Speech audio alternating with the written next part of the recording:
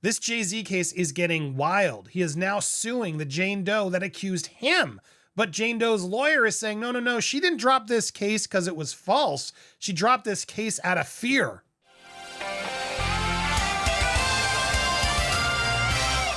Welcome to Popcorn Planet. I am Andy Signore. There is other news out there, and I hope you guys will help us spread the word on this because this is wild. Tony Buzbee just dropped a new comment about this. Before we get to that, I want to rewind and fill you in on this story in case you haven't been following it. It's been a while since we reported on this, but way back, Jay-Z got accused of some terrible stuff, both Jay-Z and Diddy.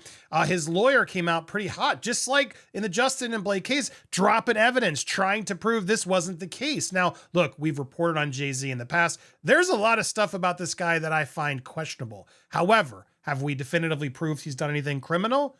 No. That's the reality. Everyone is innocent until proven guilty.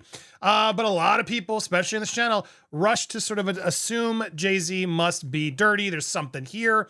There is a lot of weird clips and people that he's been with. That clip with Rihanna where she was forced to sign a contract or jump out a window, plus a lot of certain aged singers that he aligned himself with early on. Some sketchy stuff. There is some sketchy stuff behind Jay-Z. I'm not going to deny it. But can I prove that he's done criminal acts? No. And in fact, this woman who came forward, while most were like, damn, she ultimately did this interview with NBC News, which we reported on a while back, and in it acknowledged major inconsistencies, like really bad inconsistencies. It was not a good look. And watching this, I was like, well, damn, I don't know if I believe this woman. However, in looking at it more, there was a lot of cover-up, it seemed, happening within the Jay-Z and Diddy world. It seemed. And it was questionable, like, how did this woman even get discovered? Who found her? Did Jay-Z's attorney know who she was? She's a Jane Doe, etc. And if he claims to have not known who she was, how would he have tracked her down and given Chloe Malas, this reporter who has done a lot of just interestingly connected stories, access to this person who then did speak in inconsistencies and also seemed to have, how do I say, some medical, maybe perhaps mental illness or issues. It was clear that there was more to this accused that we needed to learn. Now, at first, it didn't make Tony Buzbee look good. Her attorney sure seemed like he wasn't vetting any of this. Like, how did you not know all this stuff? And how did you let your client do this interview? There were so many questions that made me go, well, wait a second. Looks like Jay-Z might actually be innocent on this one. I mean, he is until proven guilty, and he wasn't proven guilty. She ultimately dropped the case. It was dismissed, and she can't file it again. So once that happened, though, Jay-Z's now filed a defamation suit against this Jane Doe who accused him. Now, this was, again, an allegation when she was 13, and with him and Diddy, and the argument, and some unnamed A-list celebrity female, we don't know who. The woman, though, allegedly now made Jay-Z saying false defamatory statements about him for financial gain. Jay-Z said in the lawsuit that the woman and the lawyers who filed the complaint, Tony Buzbee and Dave Fortney, were soullessly motivated by greed and abject disregard of the truth and the most fundamental precepts of human decency. The lawyers in Buzbee's law firm were also named as defendants in the lawsuit filed in federal court with the District of Alabama, where the woman referred to in the lawsuit as Jane Doe lives. Jay-Z, whose legal name is Shawn Carter, alleged that collectively caused him harm, personal and professional reputation, which is, it did.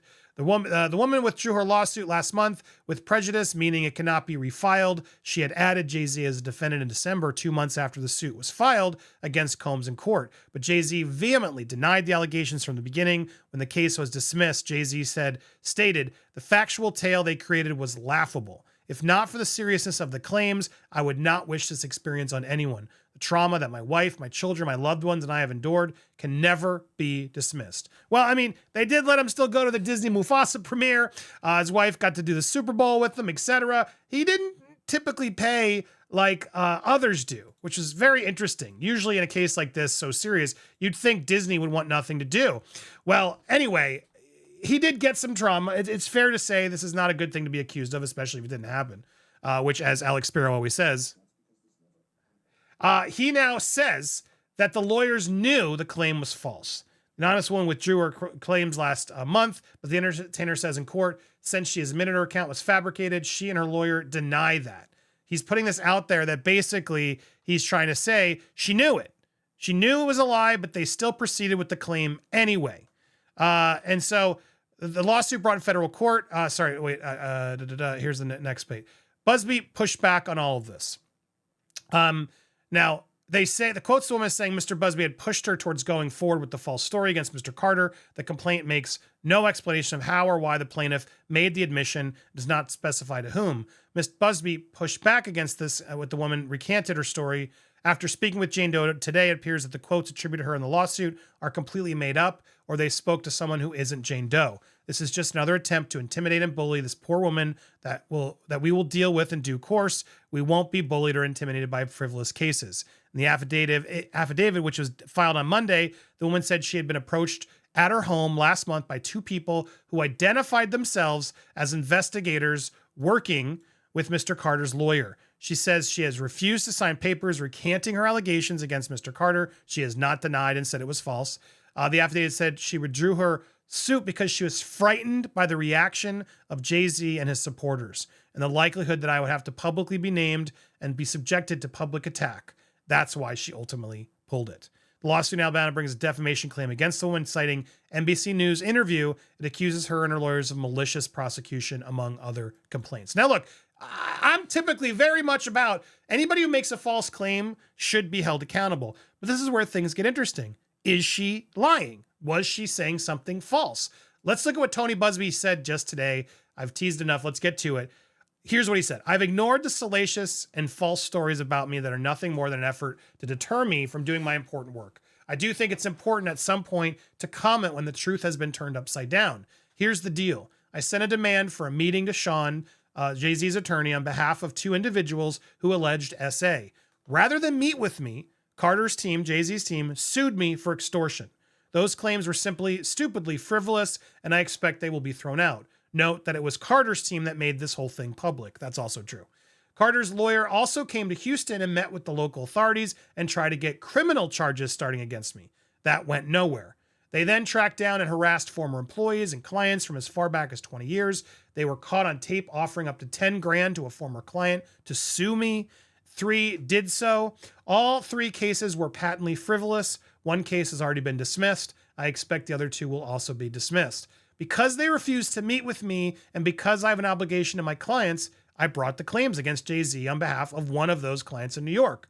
Carter's team filed a meritless motion for sanctions against me, challenged my admission to federal court in New York, and filed a state bar grievance. Here is where it gets really nasty. They found my client who had filed suit. They harassed her. They threatened her. They harassed her family and friends. She has health issues. She has seizures. She withdrew her case. They then sued her and me again for defamation. They'd already sued me for defamation, and most of that case is also being thrown out. Pay attention here. They wanted a headline so that the new case, they falsely claim she recanted. She didn't. She hasn't. She won't. I wasn't there when the things she claims happened or allegedly happened. I'm just her lawyer. I was sent her case by another firm and vetted it myself with multiple lawyers on my team. The approach here by Carter's team is unprecedented. It reeks of desperation. Wonder why.